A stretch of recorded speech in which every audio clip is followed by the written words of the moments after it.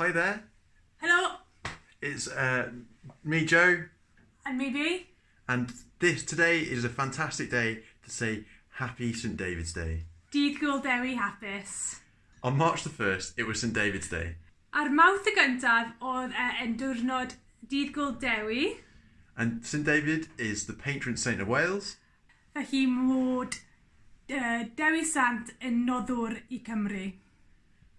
So it seems a good chance to give you a little bit more information about Wales itself and the Welsh language. Felly fod yn adeg arbennig iddyn ni I siarad â chi am fwy am Cymru ei hunan a'r iaith Gymraeg. So you'll notice that I'm speaking in English and B's speaking funny. Felly gallwch chi gweld bod Joe yn siarad yn Saesneg a bod fi yn siarad yn Gymraeg.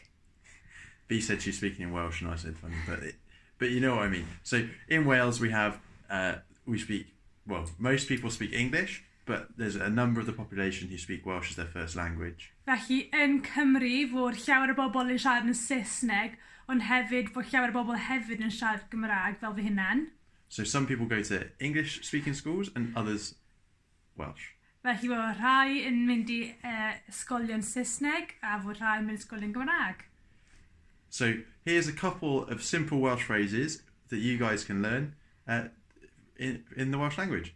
Felly dyma chydig o brawddegau Gymraeg a chi dysgu yn Gymraeg. Fel hello yw hello. So hello is hello. Scouts yw scoutiaid. Scouts is scoutiaid. So scoutiaid Gymru ydyn ni. Welsh Scouts, Scoutiaid Gymru. Goodbye. Hwyl fawr. And how are you? Sut ydych chi? So sut ydych chi?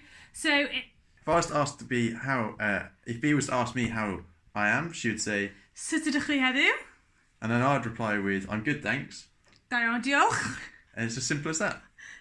Arbennig. So that's it from us today. We look forward to seeing you soon. Hwyl fawr. Hwyl fawr. We hope that you like that video. If you want to follow our journey, give us a like on Facebook, a follow on Twitter, or subscribe down below.